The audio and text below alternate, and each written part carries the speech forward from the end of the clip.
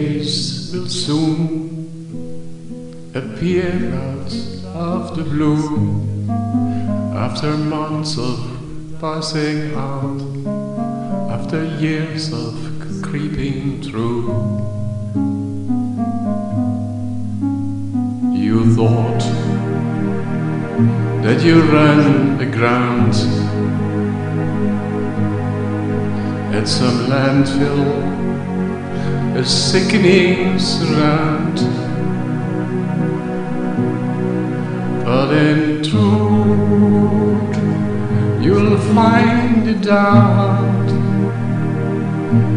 that this field has always been a place of future corners green, with the best friends you've ever seen.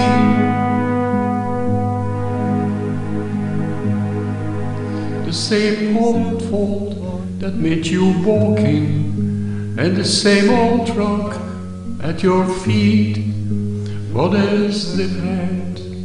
The way you are walking.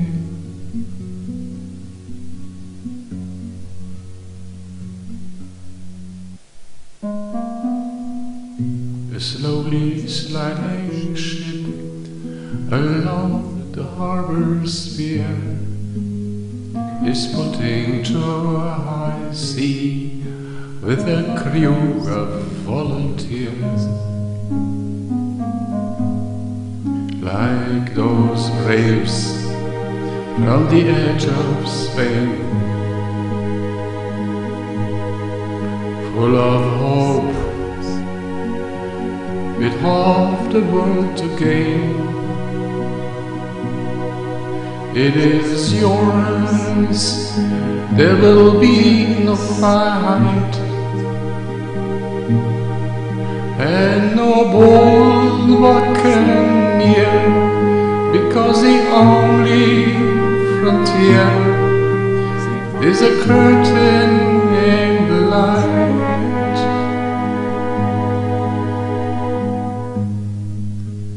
From the same old boat are the hullboards, from the same strong line and the sail. Wholly different, only the light ports and their windswept roofs on that trail.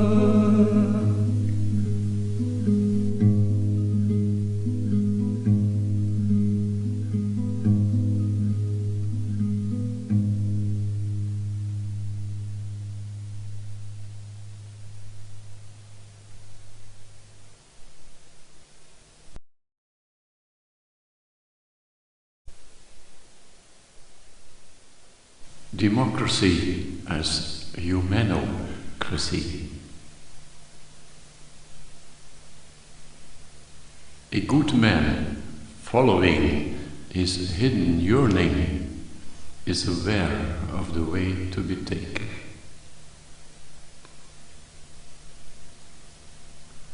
About this beautiful sentence, every word should be honored with special attention.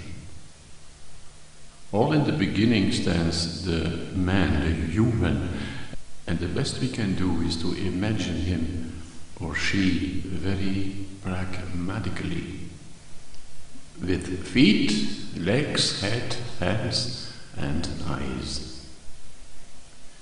Created like a piece of art, not put together like a Lego toy. Along we go, with hidden yearning. Why hidden? More about that later. Yearning, impulse.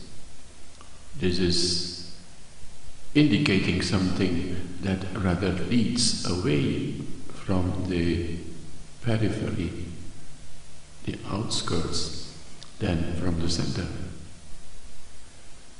Were it a product of the center, it would be will, but it is not will, since it is pushing us in a certain direction of which we don't know exactly where to.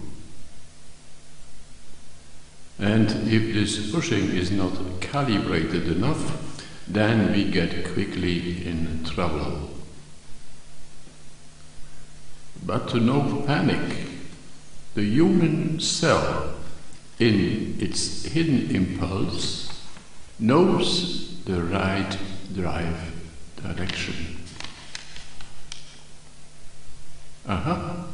It's all good that ends good, okay?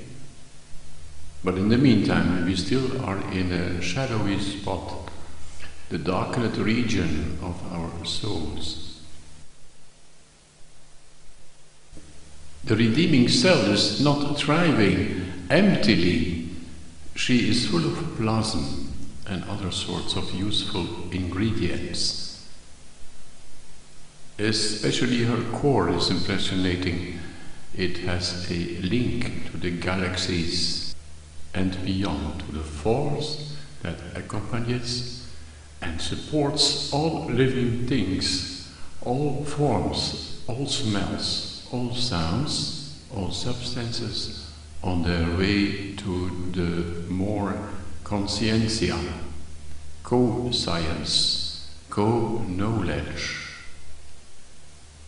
the Ein Sof. Only most of these connections have been cut off at a certain point in history, voluntary, involuntary. They say out of reasons about education, because deviations can be useful in order to ensure the whole adventure is turning to a positive end. More than 90% of the genetic material is scattered around, apparently meaningless. Junk DNA, which does not work very encouraging for the accuracy of the cell and makes out of this impulse a rather dark and nebulous one.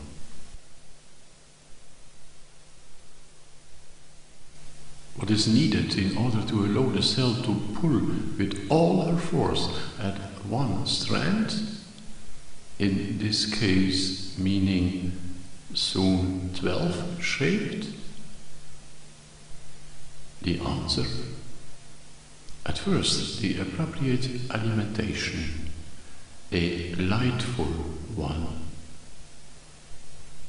Digestible too, of course, but above all spiritually enjoyable, congenial. No more poison, for instance, no newspaper venom. Certainly not if it is wrapped in a semantic box with a quality label on it. Each time there are disturbances within the cell organization, a newsletter is sent to the head, which possibly goes together with pain. Depending on the size of evolution of the soul, also the source is called for help, the Ein Sof. It is the intensity of the latter procedure that will be decisive for the future of our social economic future and for the choices that will be made. Will most of them want an egnaton, maybe a solon, to inspire and lead them? Or again and again, rather a Napoleon or a Hitler or a Louis XIV? Man, human in his hidden dark impulse, he always leads himself to the same old daily greeting, commotion and trouble marmot, in direction deception and bitter disappointment. One of the most severe we are living today in the so-called era of democracy, after the despoties from right and left. It is said people enjoy all the ways and possibilities of expressing themselves. Only the real empowered circles know the tricks to make sure the same people don't dare, or worse, don't understand it anymore, to be consequent and upright. In another, the worst, most common scenario, the people's voice isn't heard anymore, built over with a gigantic, loud and aggressive media cheese cover, where privileges are to be served.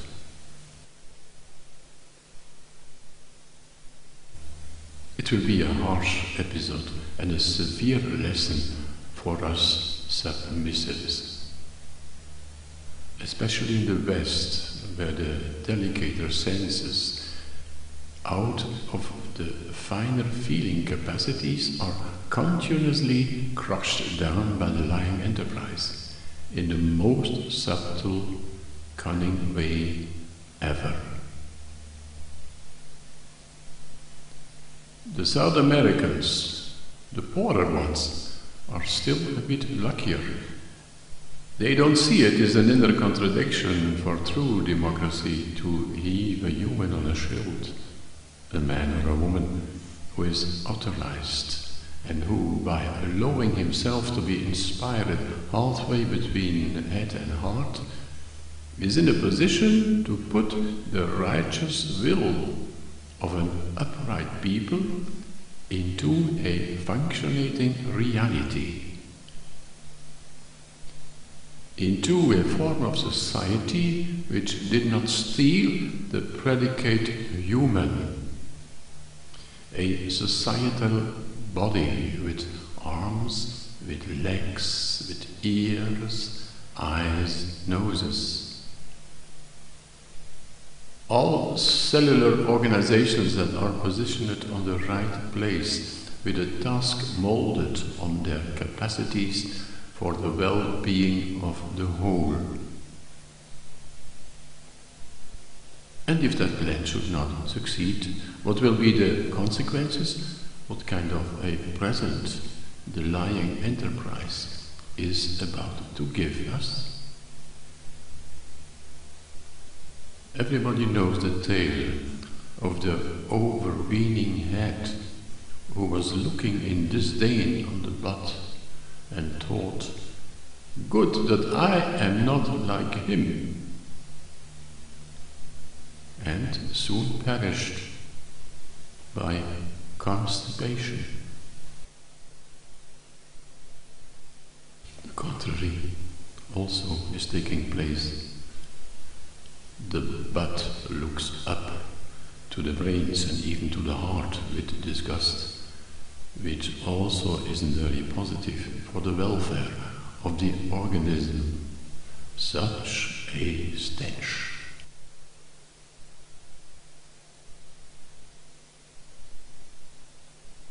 Vivir Bien. New cells, new bodies are emerging. To support this transformation process, an appropriate cellular food is needed. Observing the latest developments, it seems to me that the most encouraging movements in the present German society are the agnostic left-wingers on the one side and the better esoteric on the other. The two of them judging, of course, they have nothing in common. I chose the leftiers for the diagnostics and the esoteric for the therapy, the medicine. The leftists assemble in front of a huge complex of buildings that urgently need to be cleaned. It is really overfilled with garbage of greed, fear and cynicism. These left-wingers, they can't wait it to get in with their red hand brushes. Or are it toothbrushes? At the gate are put up powerful sweepers, looking like Kärchers, empowered with an etheric sort of electricity. They are free for use, but the leftists are not interested at all, because in their circles the belief is fanatic that such a fuel does not exist. After their scrubbing attempts, they seem not to be good enough for the job, and deadly tired and frustrated, they begin to argue and grousing and moaning about each other and about each other's hand brushes. At the other side of the building there is a second entrance. We see a group of esoteric meditating in front of the gate. They did not come here by real free will, rather softly pushed that way by an inner voice.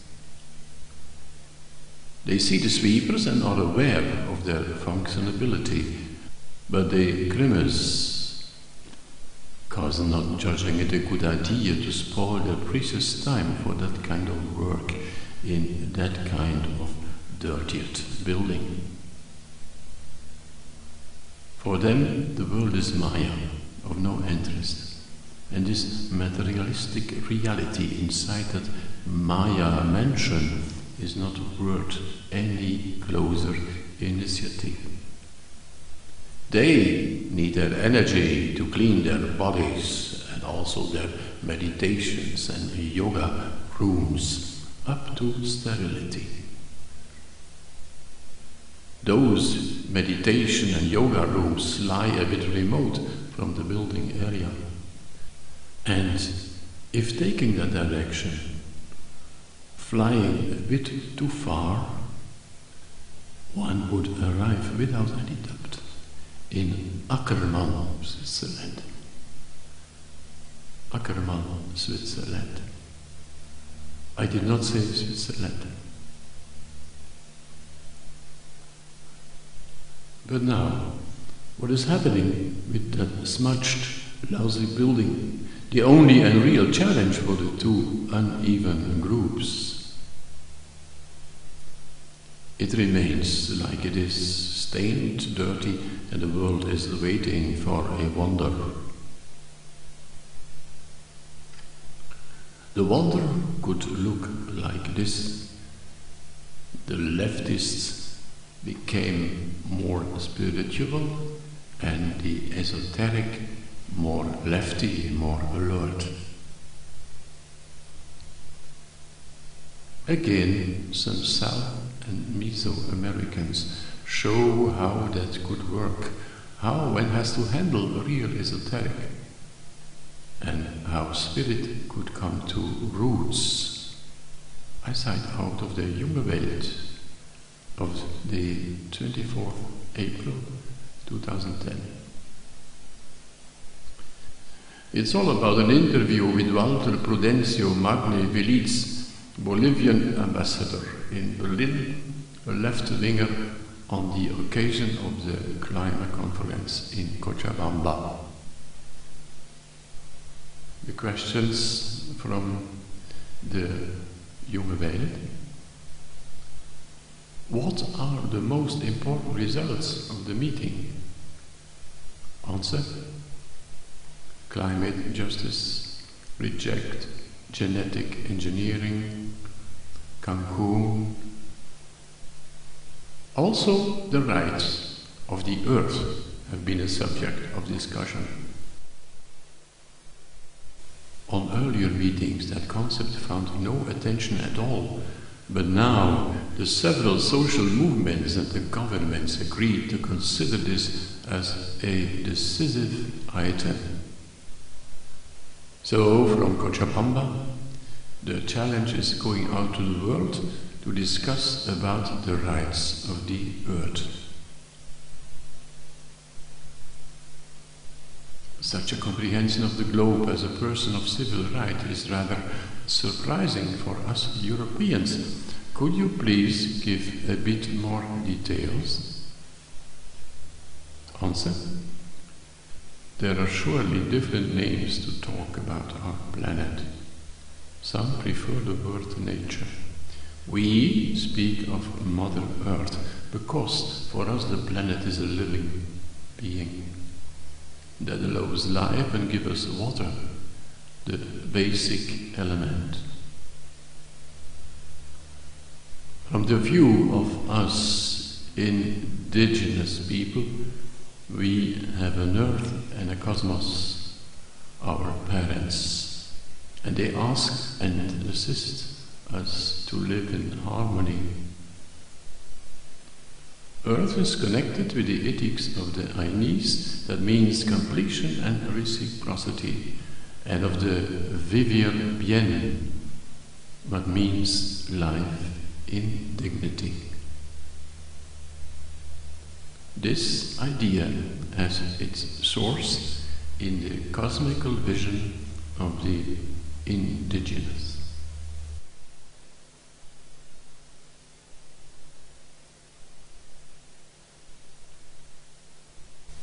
Instead of a summary, a good way to carry through a recapitulation is taking as an object of investigation the pension with 67. The proponents of this are literally full-core descendants of the scholastics from the 13th century, who gave a big boost to the mental decline and the manipulation of humanity by their doctrines, based on the permutation of empty shells. Booklet 1. Fair, just pension. This notion should become a reality. Just is an adjective that stands also for being appropriate to serve the sense of a life. Booklet 1. A generation agreement is its core from both sides. Babies, children and youths are fed, educated and protected. Elder people cared of. This agreement is not written on document, it just applies. Until here, everything okay. But now, the amounts to deliver the needed pension sums are withdrawn to 2/3 from attributions and to 1/3 from taxes, income taxes. Now one could think those attributions are heaped in a safe and casually distributed according to what each gave. This is not what happens. Of course, there is no such account which has been saved in reality would reach for barely 6 days. The word attribution seems to be an empty word container. Booklet 1, Booklet 4. It only means the synchronical reckoned virtual attribution of all regular working people for the running year. That sort of workers is getting more and more rare, which is the main reason why the money is lacking from start to finish.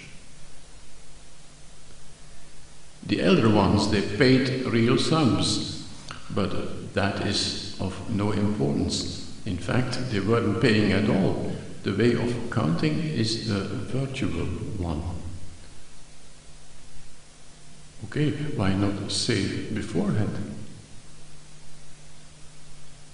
The sums which are available are cut away from the income charges of those who, by chance, are still working regularly in the actual year of application, sort of share of the cost system.